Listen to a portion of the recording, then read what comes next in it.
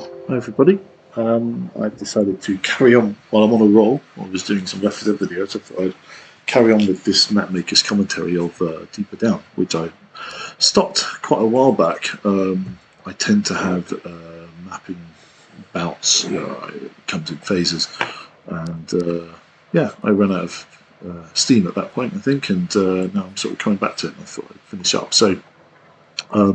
Here we are just after the crane map, so we've just finished that and come through here to the sort of lakeside driving space. This was an idea I had because it's this layout and this idea of the sort of archways and cliffs was driven by actually, it's the opening scene of Quantum of Solace, which a lot of people don't rate as a very good Bond film, but it has an opening scene with a shot coming in across the lake to Lake Como, I think, something like that. And it has these archways kind of built into the side of a cliff face with a car chase going on with Bond, and a car chase going on within the tunnel.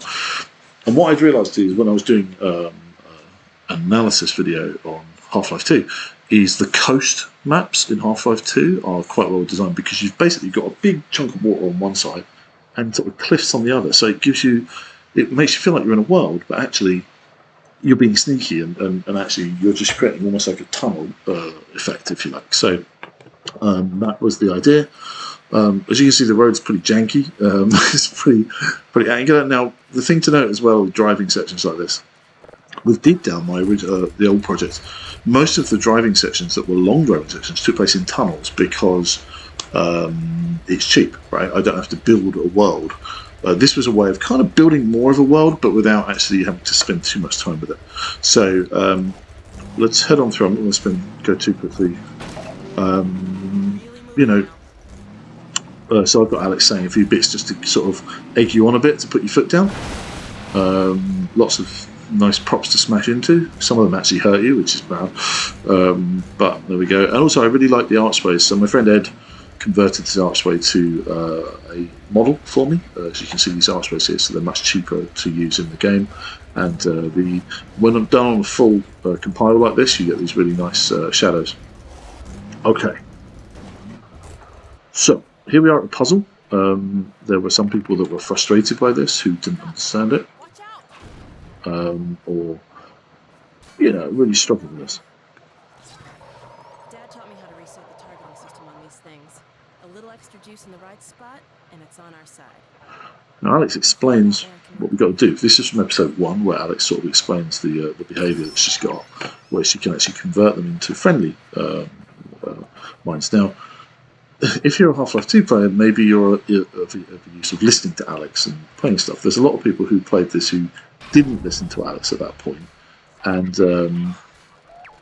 got frustrated because they hadn't understood that Alex could convert these to being friendly. They hadn't listened to what she said. And I think that is being old and grumpy at this point, and I think it's because games have changed and players are not expected to, pay attention, or I don't know, whatever. It's a different pace of play, I think, these older games. Anyway, so this is sort of fun, I think. I mean, obviously, there's a great big hole up here. You can hear the combine, you can see the blue light. Hopefully it wasn't too hard to do. I'm actually really struggling. I'm going to be here for hours at this rate. Is it fun? Maybe. And then obviously once it goes in, you get the hit. Now in this case, didn't get it. It is a little buggy sometimes. Most of the time I got a good hit on it. But is it a good puzzle? Maybe. I don't know. Obviously I'm riffing off of Half-Life 1, episode 1. Where you have the stalkers and you're throwing these in off against. It needs to go just a little higher. Maybe it needs to be bigger. Anyway, but the funny thing is that it wasn't that people couldn't do it, it's that people found it really hard to do. Oh, sorry, that people didn't understand what they were supposed to do. I'm obviously having more of a challenge. Let's see if it will go. Anyway, I wanted to use certain gameplay elements that I haven't really seen before. My goodness. Like I said, I got it in before and that should have been enough. There you go, that's it. To open the door. Anyway. I wanted to use different gameplay as we hadn't seen a lot, and that was one of them, for better or worse. I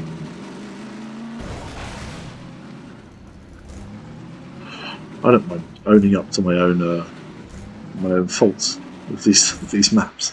There's a lot of people. If you play it one way, hopefully you don't encounter the bugs and you have a good time. But so one thing I wanted to do along the road here was very much like in episode 2 and in Half-Life 2. You have these little sort of asides and these little areas you can come into where there are goodies to collect. It doesn't really make any difference, but if you look, there's always something to pick up and something to interact with or to come away. And once again, these are optional, and so there's that thing about optional gameplay. I don't have to stop, but I can to investigate things. And then there's other areas where I will force you to stop. Let's kill a bunch of Combine because that's fun. And yeah, wanting to create spaces. So this is quite a neat trick that I learned from the thing, is that rather than blocking the road, you just put some of these cars in the way. Now there's no permanent block here, but what it does is it stops the player, makes them get out, use the gravity gun maybe, which gives them pause for thought to actually come back and investigate what's been left here. Here I'm using a smoke volume here to give this dusty road kind of feel. You can see those blobs of smoke there. I think it's a really good effect that Valve use a lot.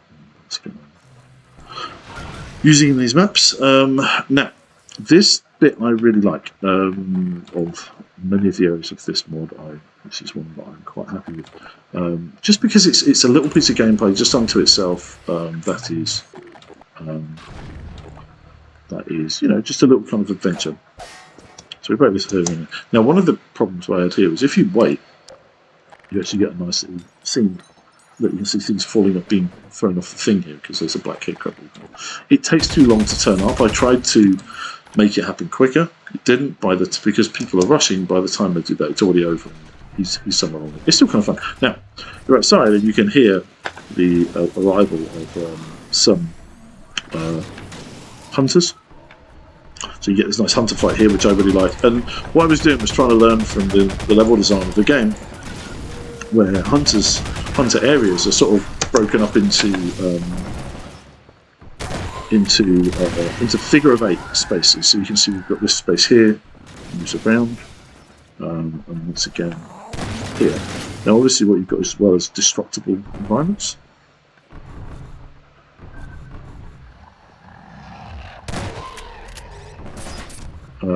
That's one thing. The ball came with us. Look at that. It's no good. But yeah, so the idea is that the cover would destroy itself, and that he could come through. Wow, look at that. That's amazing.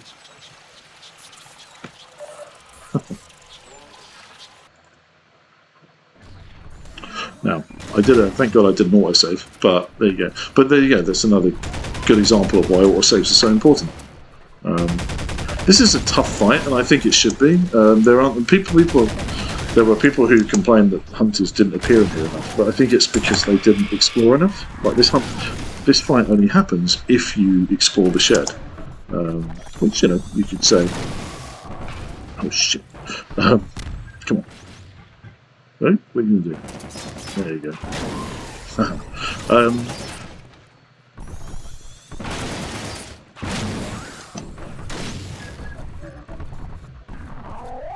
No, don't you kick me. Right. Did it again. I can't believe it. Right, let's turn God on, shall we?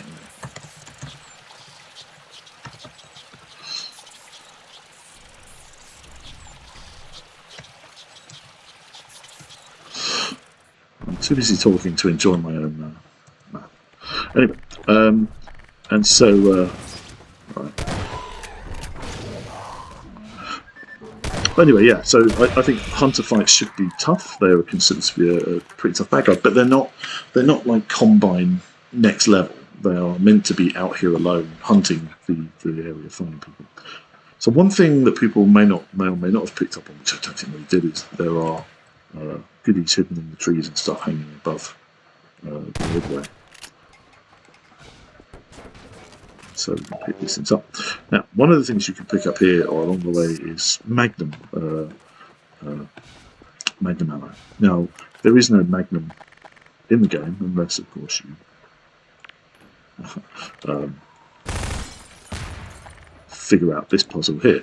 So from the inside, let's go and take a look.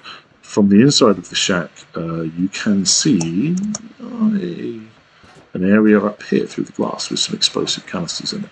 If you hadn't noticed that, you can also notice that there's a ladder with a thing here that's not broken. So the puzzle is, how do I get into that space upstairs? Well, you are given an endless supply of grenades in the shed, and so you throw a grenade in, it explodes the canisters, and you'll see this drop. There you go, see? And the goodies are now available for us. There we go. Including Magnum, which should be in there somewhere.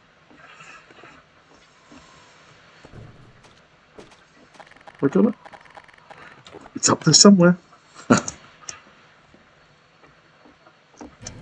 try that one more time.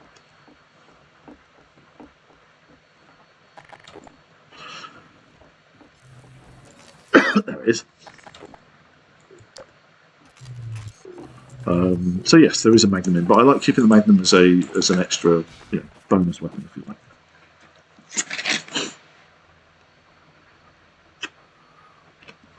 Got a bit of a tickly cough. It's not COVID, I promise. Anyway, so now, and once again, all of that gameplay, as much as I almost died and didn't do very well, came out of just a small area of stuff. Come on, Alex, one way. Issues. There's another one up here where this fire gives you this. Now, I personally think it's a little too close to the other one. You're just heading off, and yeah, that was should have been put elsewhere, further down, maybe in the next map. But it's here for those who didn't notice it.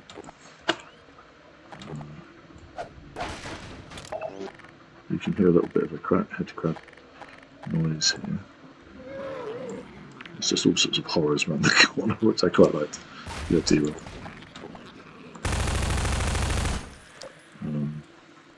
There's actually no goodies down here at all. If you turn the corner, it triggers them, and it's just sort of a shouldn't go looking down dark alleyways, should you? Type thing. Anyway, and that's the end of the map. So it was really this was the most quintessential. Let's drive along the lake with a few things to distract us. I wanted to do a village on the lake. For some reason, I'm getting no graph errors here. I don't know why. I'm getting. I wanted to do like a town on stilts, which was a look that I really enjoyed, and you'll recognise this area from the loading screen if you're playing the game. Well, I'm sure if you've recognised it from if you've played it already, which I'm sure you would have done had you not come here.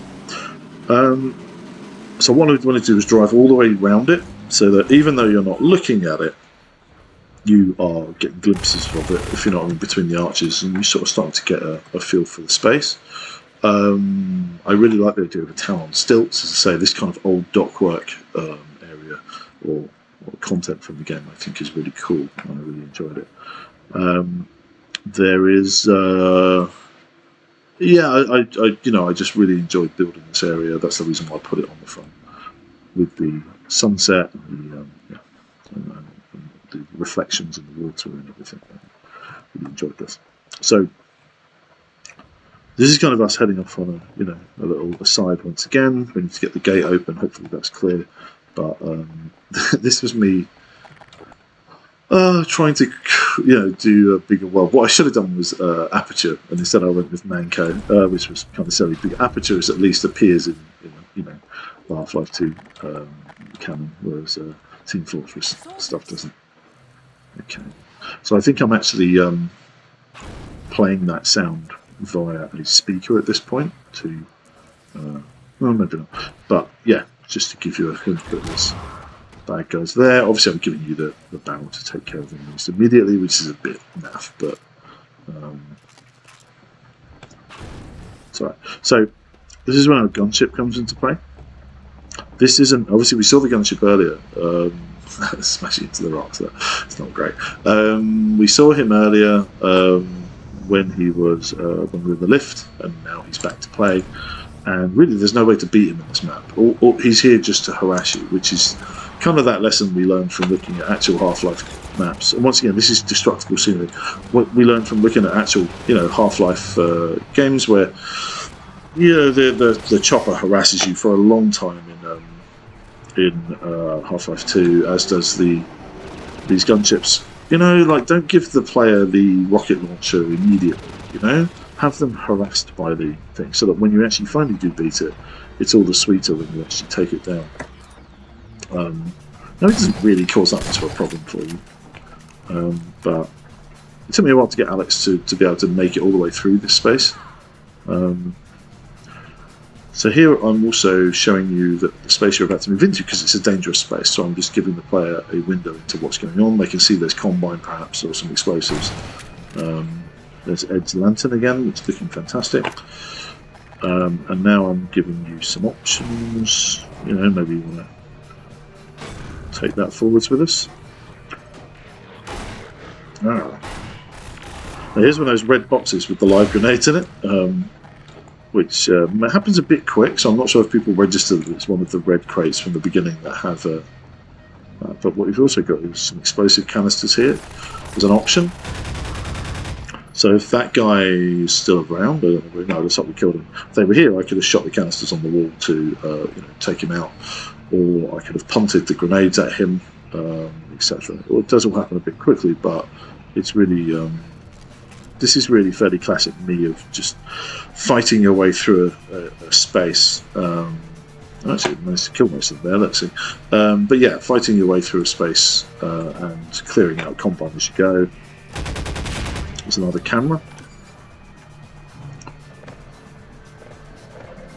God mode anyway, aren't I? So, and then we come back out to an indoor and outdoor space with sort of your cover here is sort of temporary, so you can pick it up and throw it at them, but then you lose it, and the gunship will take the cover away from you as well, which is, and also there's a bit of a risky one here. There's an explosive barrel, which is scary. So, damn. That wasn't good. All I did was throw it, but it got snagged on the new one. Okay, so it's a tricky fight, I think, this, because as I say, the cover's minimal. You've got the gunship trying to shoot you as well, so you're sort of trying to find cover from that. But I don't mind having tough fights in here. I think you should be able to,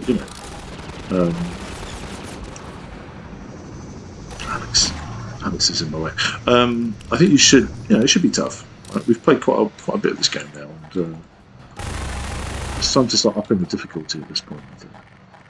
And in my mod Aftermath, I've really worked on having some tough Combine fights. It's funny, I've been playing Left 4 Dead for so much recently that the player movement here is just quite slow compared to Left 4 Dead. It feels like I'm lagging a bit. Okay, so here's the control panel, and I lined this up so that when you press it, you can actually see the doors open in the distance there. That was intentional, but I had to rotate everything and make sure everything lined up in order to do it. So here's our gunship. Oh, he's an angry gunship. Okay, right, so then we go back out. Alex should follow us. Those who care about her will wait. Pretty sure she can't be killed. I think there was a period of time when she could be, but you can see like the gunship, it's harassing us, but it's not doing that much damage. So it's only in the next map where we're really making a real threat. Okay, let's head on through and check that out.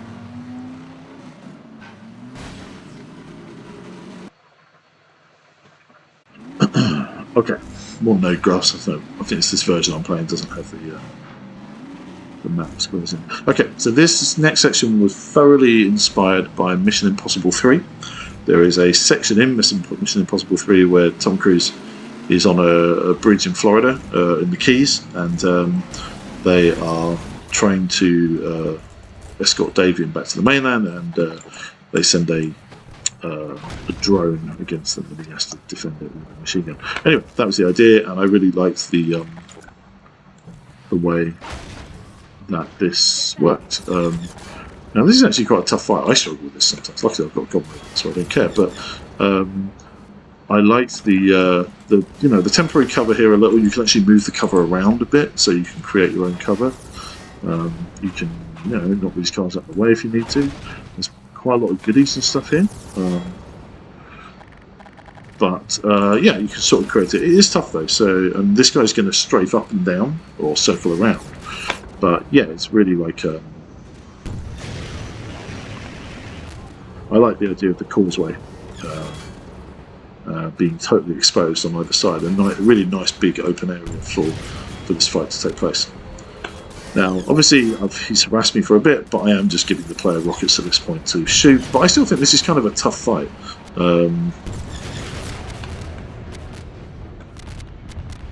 Now, for those who are eagle-eyed, they would have noticed that here was, before that crashed, before it died, there was a tanker that was blocking the area. I kill it the moment. The only trigger I could use to kill it was this thing dying. Unfortunately, he doesn't. The tanker disappears before he lands, basically. But the idea was it was supposed to disappear when he crashed into it. But couldn't do it because the game just doesn't allow for those kind of triggers. So the best thing I could do was make it disappear at the point it died. Hope the player wasn't looking that way, which, to be honest, I think works quite well. Oddly.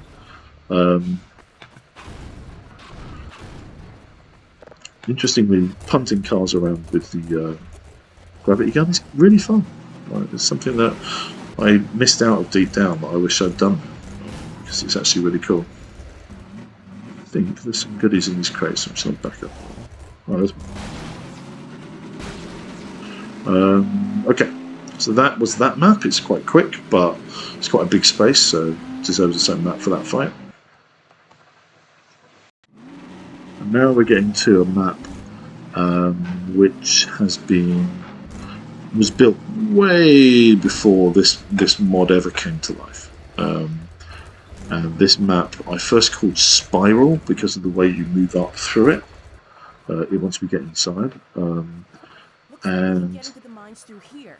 If we could just get this gate open. This was originally containers. It was something else, but it was basically like a mining town. I put the containers in here. This is actually blocking off a break in the map, a split in the map, so that these are actually two very distinct sections with area portals between them for performance's sake. But yeah, so but it sells pretty well. You can't sort of see the difference or see the seams, and I quite like adding different colours to the containers that are lancing, so they're sort of custom colour. You need to give it a bit more colour. So this is classic, episode 2 gameplay, where we're basically pulling things apart using the gravity gun and picking our way through an environment and trying to find our way through. So we're going to leave Alex behind at this point. Well, we probably haven't noticed that at this point, and then head on through.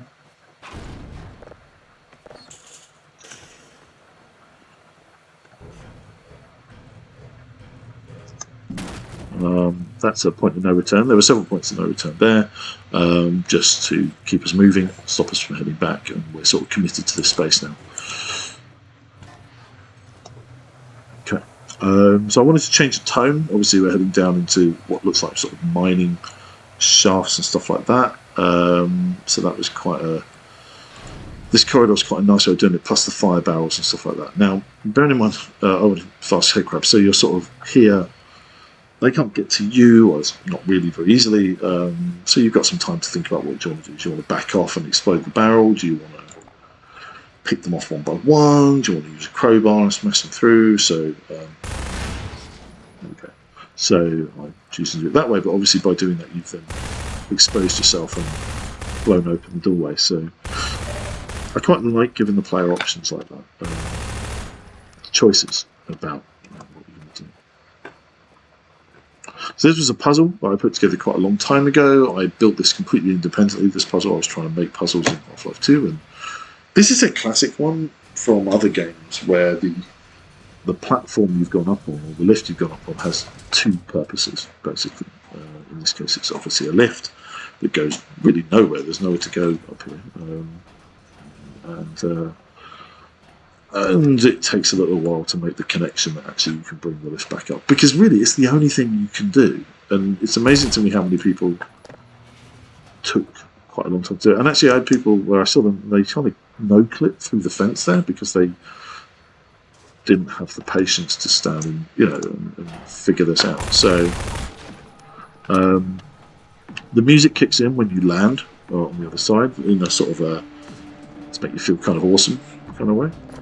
But yeah, I think it's just a lot of people who once again aren't used to puzzles in games who got frustrated by that. But it's an essential part of the Half-Life 2 formula, I think. So I'm always in the living room. Okay, so this is where our spiral begins, if you like.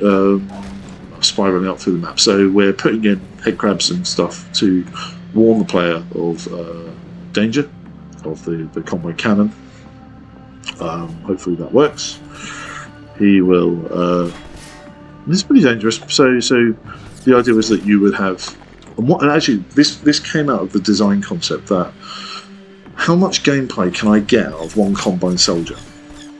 Yeah, how much before you actually finally take him out? Like for me, I think that there were way too many mods that were fighting to just send a 20 combine at you. They just up the number of combine to up the difficulty of the game. And for me, I was like, a well-designed map is really tries to get the best out of every single bad guy in the map.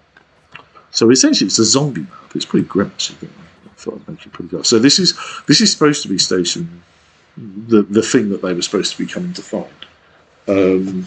Never really closed that loop from the initial mission that you're sent out into, but hopefully the dead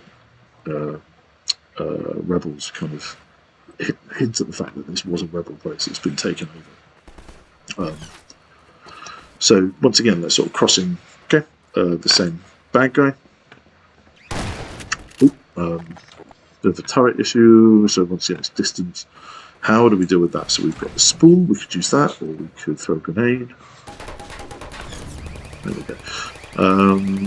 This one threw a few people. This path forwards, a lot of people coming back here and sort of trying to get over this, stacking things. I think I actually clipped that, but I understand why. But come on, after the rest of the game's been like that, I really think it's going to be the way forwards. But yeah, a little bit of signposting further would have been good. Obviously, this one's broken. This one isn't. You can get through it, but it's less than obvious. I would agree. Something else here to indicate that this was the way forwards would have been good. Okay. This was originally antlions. It was like infested with antlions and stuff because, but I went back to old faithful, old reliable zombies just because there wasn't really enough room to get the best out of antlions. Antlions work better in a bigger space than this. This was too pokey, so I ended up going with this, going with zombies again. But I really love zombie gameplays. Some of you may have already noticed. It's just nice that the player can take their time through a space like this and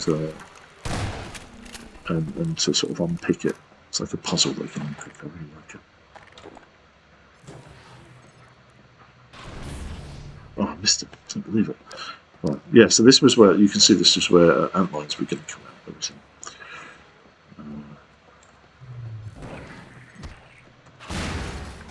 Okay. So here I'm giving you an endless supply grenades. I quite like this idea. Where there's a floor. The ladder makes it a bit clunky, but there's a floor above you where you have, I used this a little deep down. I had a few spaces where you had a cage and a bunch of zombies behind it. And this is very Ravenholm. Here, they're no threat to me and I can really torture them as much as I want to at this point. But I can, the idea here was to, is to place some explosives and and not blow yourself in the face. You can put God mode on, so I'm fine. But you can kind of place an explosive and then chuck a grenade up to sort of trigger that kind of thing. It was really for the player to sort of make a plan and then execute it and see how many they were able to kill in one go. Well, the ladder physics don't help. Once again, God mode. Okay. So then once you clear that, if you be brave enough to open the door and deal with it. But I mean, it's very much like the headcrafts that we saw at the end of the corridor. Behind a cage, can't hurt you. You decide how you want to deal with it. You make a plan, you execute it. You feel good about yourself having done it. So it's a sneaky trick, but it works, and just do it over and over again. Okay, so one thing we're doing here as well is that's the reason why I called it spiraling. We're spiraling up through the same space, yeah. So we keep getting glimpses of that space time and again. I'm not sure if there's anything in here. No. And then this is a room, it's like, well, what's the way out? There's a window that's barred, and then we have these movable crates. So once again, it's just something to do, is trying to find the way out of the room. It's another game that we've played. There's a sneaky barnacle, which is really standing alone. And we also re-encounter our single combine soldier here at this point. So we've got some crates. I can feed the barnacle to keep it busy. Or I could have thrown one of my newly acquired grenades. That's funny. I haven't actually tried this for a while. See, it gives up after a bit. Yeah. And then there's the classic, throw a grenade on there. There we go. But yeah, and then you re-encounter our soldier again, who's, once again, same guy, same harassing. So now, this thing is it's covered in a block bullet, so you can't ever shoot him. He can shoot you, but you can't shoot him. It's just a bit unfair. But also then we're sort of, now here's a question to the player. It's like, how do I move these without this guy shooting the barrels or me? So it's like, do I clear them with a grenade first of all, or do I use my rocket launcher maybe? It's a rocket launcher. But it's like, I've got to clear the way forward to make it safe. And sort of moving away, running away from the sort of sniper is something that I quite like. I've done that. Did that with a sniper in Deep Down. There was you had to move down a corridor away from the sniper, which works quite well. You don't see it very often, so I quite liked it. This was going to be a corridor which had a number of combine in it, and you had to fight your way down the corridor whilst avoiding getting shot by this guy. So he's shooting at a zombie or something. But anyway, but this is inspired by. There's a few sections in Half-Life. Yeah. So he's pretty dangerous, and he'll blow up these things for you. There's a section in Half-Life 2, I think, where you've got the chopper and it's shooting through the windows at you. Or in Episode 1, actually, there's the gunship. He's shooting through the windows at you, so you've got to duck and move through whilst fighting. But there wasn't really enough space to make it easy to fight down there, so I didn't do it. Okay. So once again, spiraling round and around. Giving you some grenades here, because what we have now is a bit of a problem. So the table is, the door is blocked, and here's the so it's a pretty easy solution, but it's still quite a fun thing to think about. Okay, 2 drinks machines. It's so barely detailed. Look, there's bugger. I'm so lazy. This one gives you a light grenade though, so that was a silly thing to have. But I quite like surprising the player with that. That came out of a map from the competition. The run sheet thing with competitions. I did that one of those and just transported it to this. Okay, so now we're getting up to the top. Here's our guy again. So we've got a problem. What we can do is something we didn't realise is there's barrels here that you can nick to use as cover. Just to get this out of there. And then finally what we've got here is one